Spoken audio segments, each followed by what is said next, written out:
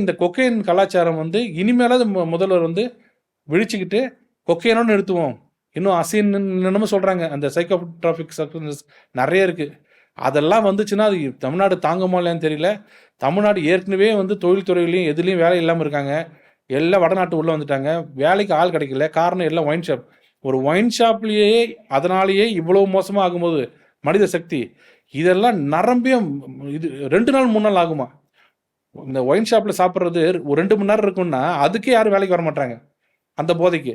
இதெல்லாம் சாப்பிட்டா 2 நாளைக்கு படுத்துகிட்டே இருப்பாங்களாம். அப்போ தமிழ் சமுதாயம் எங்கே போவோம்? வேலை செய்கிறவங்க எங்கே போவாங்க?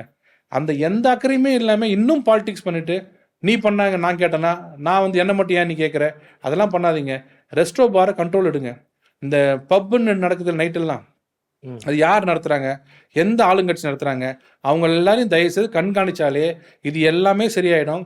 சினிமா நட்சத்திரங்கள் எங்கெங்கெல்லாம் கூடுறாங்களோ, ஈசிஆரில் எங்கெங்கெல்லாம் கூடுறாங்களோ அங்கெல்லாம் பொறுப்பாக நீங்கள் கவனித்தாலே இந்த கொக்கைன் வர்றதை நிறுத்திடலாம். ஒன்று புரிஞ்சுக்கங்க, ஒன்ஸ் உள்ளே வந்தது cannot be taken back. அதில் அந்த இந்த போதைப் பொருள் மட்டும் ஒன்ஸ் ஒரு ஊருள்ள அனுப்பிச்சிட்டிங்கன்னா, பணம் அப்படி இல்லை. ஒரு ஊரில் பணம் கொடுத்துட்டு பணம் சரியில்லை செலவு பண்ணலாம் திருப்பி எடுத்துகிட்டு போயிடலாம். போதைப் பொருட்கள் மட்டும் ஒன்ஸ் உள்ளே வர்றதே கஷ்டம். ஏன்னா அவ்வளோ கெடுபிடி தாண்டி உள்ளே கொண்டு வந்து வைக்கிறீங்க. ஒன்ஸ் தமிழ்நாட்டுக்குள்ளே வந்துருச்சுன்னா திருப்பி தமிழ்நாடு அங்கே எடுத்துகிட்டு போங்கன்னு சொல்ல முடியாது. தமிழ்நாட்டுக்குள்ளே செலவு பண்ணி ஆகணும்.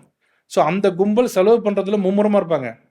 இந்த சமயத்தில் நீங்கள் பறிமுதல் செய்து அதை நீங்கள் எரிச்சால் ஒழிய இந்த கொக்கைனை நீங்கள் உங்களால் நிறுத்த முடியாது.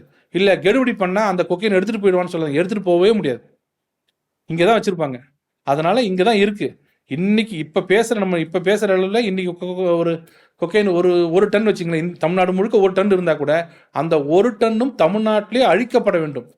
திரும்ப எடுத்துகிட்டு போக முடியாது. அதனால் இன்னிலேருந்து போலீஸ் சீரியஸாக இதை பார்த்தாங்கன்னா ஒரு பார்ட்டியில் ஒரு கிலோ 1/2 கிலோன்னு பிடிச்சாங்க வச்சுங்க, 2 மாதத்தில் கொக்கைன் அடிச்சிடலாம். திருப்பி கொக்கைன் உள்ளே வராது. காவல்துறை கரெக்டாக இருந்தால் அதையெல்லாம் விட்டுட்டு தும்ப விட்டு வாழை பிடிக்கிற மாதிரி இங்கே பார்டர் லைனெல்லாம் விட்டுட்டு உள்ளே வந்ததுக்கப்புறம் அந்த பாளையத்துக்கு போச்சு, தூக்கணாம்பாளையத்துக்கு போச்சு, எடுக்க முடியலன்னா கஷ்டம்.